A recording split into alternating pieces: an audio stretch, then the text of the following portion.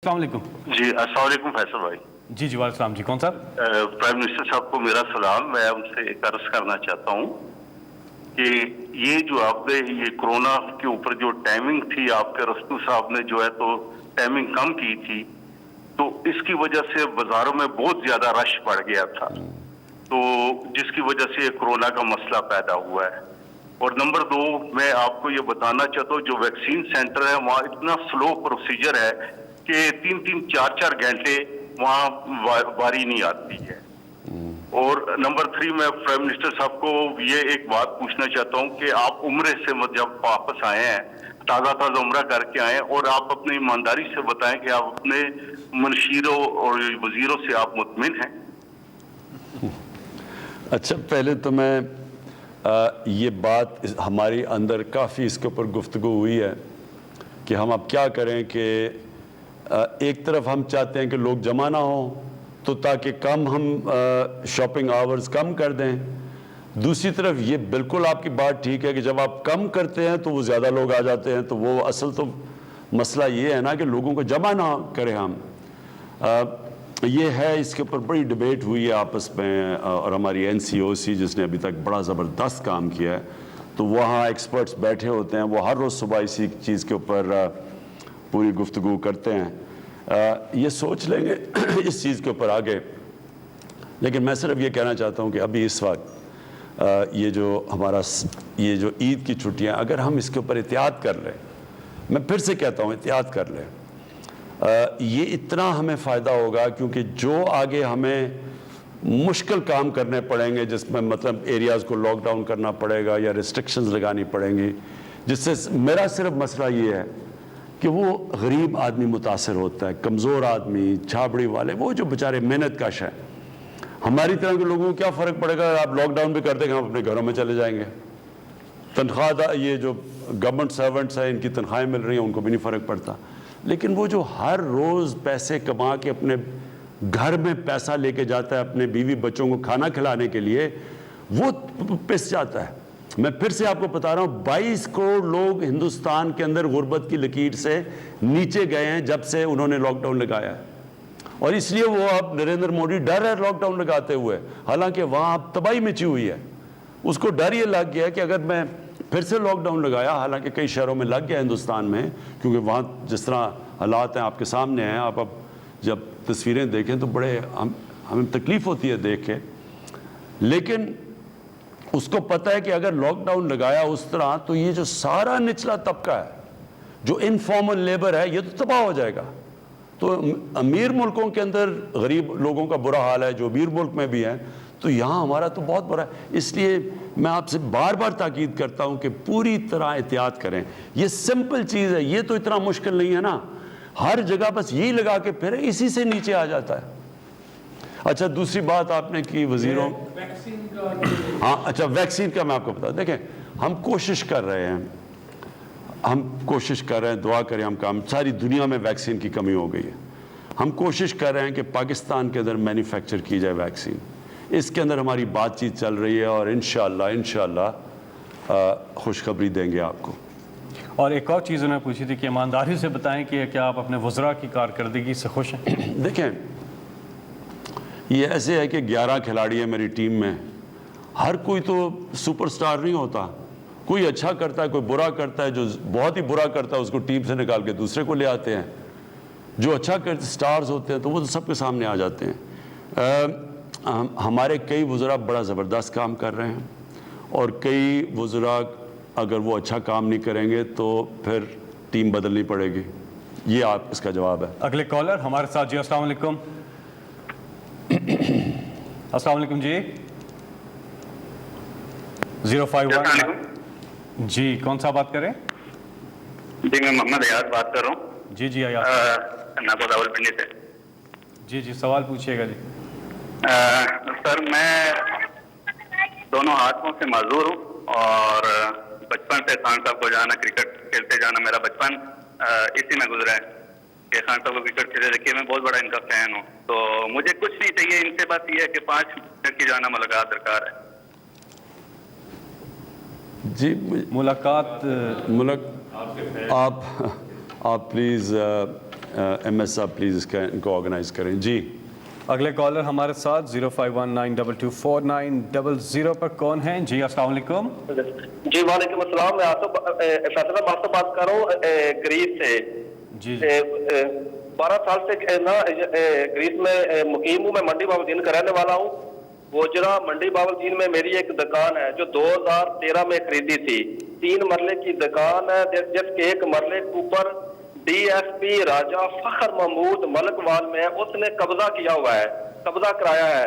اور پچھلے 10 مہینے سے پی ایم ڈی یو کے اوپر میں نے بہت زیادہ دفعہ اپلیکیشنیں دی ہیں لیکن کوئی آدمی سنتا ہی نہیں ہے. یہ نوٹ کر لیا آپ کا. انشاءاللہ اس کے اوپر ہم پوری انکوائری کریں گے. میں پھر سے آپ سب کو بتا دوں کہ ہمارا ملک کا بہت بڑا جو مسئلہ ہے, جس طرح میں نے آپ کو کہا کہ جب سے پاکستان بنا, جب سے ہمارے عظیم لیڈر قائد اعظم جو کانسٹیٹیوشنسٹ تھے, سب سے بڑے وہ قانون کے اوپر چلنے والے تھے, بدقسمتی سے اس کے بعد ہم قانون کی بالادستی سے ہٹ کے تو طاقت کی حکمرانی کی طرف چلے گئے. اور یہ ایک بڑا مسئلہ, یہ جو قبضہ گروپ بھی ہیں, یہ جو قبضہ گروپ ہے یہ کبھی بھی طاقتور کے اوپر تو نہیں ہاتھ ڈالتے. یہ بیچارے وہ کمزوروں کی زمینیں قبضہ کر لیتے ہیں. تو ان کے اوپر تو میں نے پوری جنگ ڈکلیئر کی ہوئی ہے. میں نے ایک اپنا میرا جو پورٹل ہے پرائم منسٹر کا, اس کے اوپر آپ لکھا کریں. اگر آپ نے اس کے اوپر, اس کا نمبر سب کے پاس ہے, آپ اگر اس پورٹل کے اوپر یہ لکھ دیں, بلکہ میں چاہوں گا کہ اس کے بعد نیچے بھی آپ چلائیں یہ نمبر. اگر آپ کی کسی کی بھی زمین کے اوپر قبضہ ہوا ہوا اور خاص طور پہ کسی طاقتور نے کیا ہوا ہے, کسی قبضہ گروپ نے, پلیز اس کے اوپر لکھیں. میرا کام ہے پھر اس کے اوپر فوری طور پہ انویسٹیگیٹ کرنا. میں آپ کو بتاؤں ابھی تک آپ کو حیرت ہوگی, یہ مجھے بڑی خوشی ہے کہ یہ ہم نے تو جنگ ڈکلیئر کی ہے نا یہ قبضہ گروپ کے اوپر, تو بڑے بڑے ہم نے قبضہ گروپوں کے اوپر ہاتھ ڈالا ہوا ہے. کوئی پرانے وزیر تھے, کوئی ایم پیز تھے, کوئی ایم این ایز تھے. میں آپ کو بتاؤں کہ ان میں سے ہم نے کتنی ابھی تک زمین ان قبضہ گروپوں کے ہاتھ سے چھڑوائی ہے. انہوں نے سرکاری زمین اربوں اربوں روپے کی قبضہ کر کے بیٹھے ہوئے تھے. اور یہ وہ لوگ ہیں جو پاور میں رہ کے انہوں نے زمینیں قبضہ کی ہوئی تھیں. تو اب تک میں آپ کو پوری فگر دوں گا, میں نے یہاں لکھی بھی ہوئی ہیں کہ ہم نے جب سے ہماری پاور میں آئے ہیں, ہم نے اب تک کتنے لوگوں سے کتنی کی زمینیں چھڑوائی ہیں. آپ کی کالز کا سلسلہ جاری ہے. نمبر ہے آپ کی اسکرین پہ بھی آ رہا ہے 0519224900. آپ اس کرتے رہے. میں بھی آپ کو بتاؤں گا کہ ہم نے کتنے اربوں روپے کی زمین قبضے سے چھڑوائی ہے. اور یہ بھی میں آپ کو بتا دوں, اس میں جو پرانے وزیر اور ایم این ایز تھے, ہم سب کو چیلنج کرتے ہیں کہ اگر ہم نے ایک بھی کسی کے اوپر غلط انتقامی کارروائی کی ہوئی, آپ عدالت میں جا سکتے ہیں. عدالتیں پاکستان میں آزاد ہیں.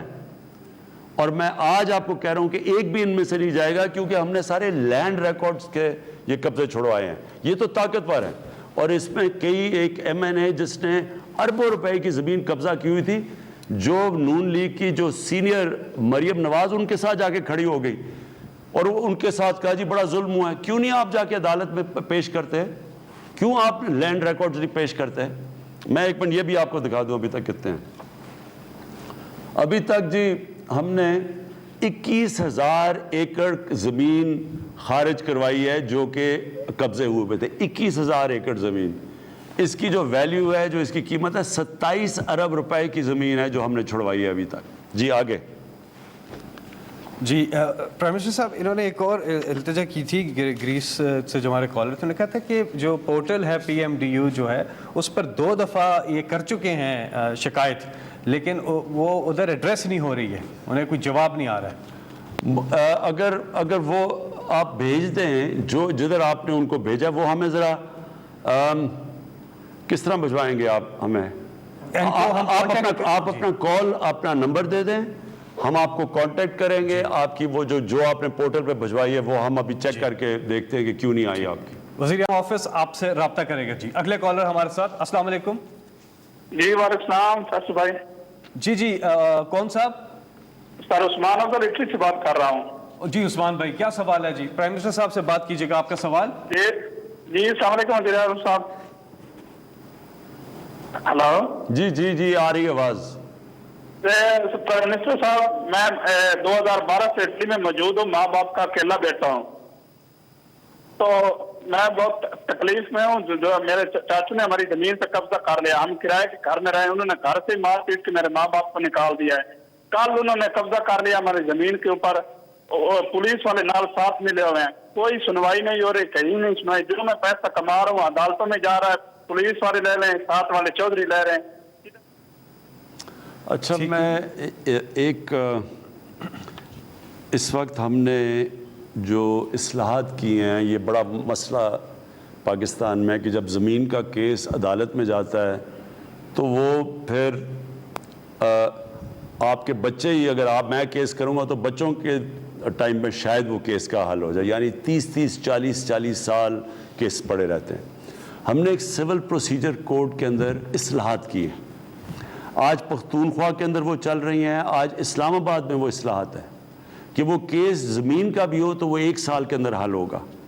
सिर्फ इस वक्त पंजाब में किसी वजह से वो रुका हुआ है।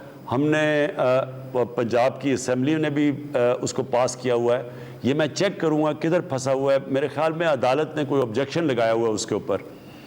देखें, ये बड़ा ज़रूरी है कि हम अपने मुल्क के अंदर अपनी एक तो क्रिमिनल प्रोसीजर कोड है, उसके अंदर लगे हुए हैं रिफॉर्म करने के लिए, लेकिन जो सिविल प्रोसीजर कोड है जिसमें ये ज़मीनों के केसेस हैं, इसके ऊपर हम इस्लाहात कर चुके हैं।